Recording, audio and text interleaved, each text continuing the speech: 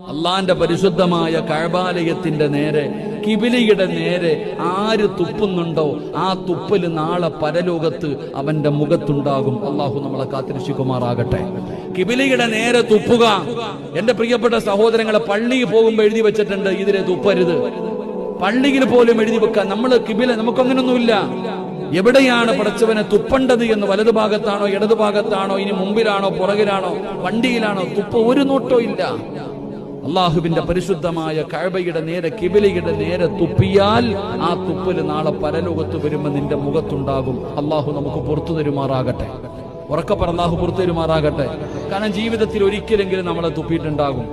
ജീവിതത്തിൽ ഒരിക്കലെങ്കിലും നമ്മൾ അറിയാതെ ചെയ്തിട്ടുണ്ടാകും. അള്ളാഹു നമുക്ക് പുറത്തു തരുമാറാകട്ടെ. എന്റെ പ്രിയപ്പെട്ടവരെ, പരിശുദ്ധമായ കഅബാലയത്തെ നമ്മൾ ആദരിക്കണം. കിബിലയെ നമ്മൾ ആദരിക്കണം. കിബിലയെ നമ്മൾ ബഹുമാനിക്കണം. കിബിലയും ഒരു മനുഷ്യനും തമ്മിലുള്ള ബന്ധം ഒരിക്കലും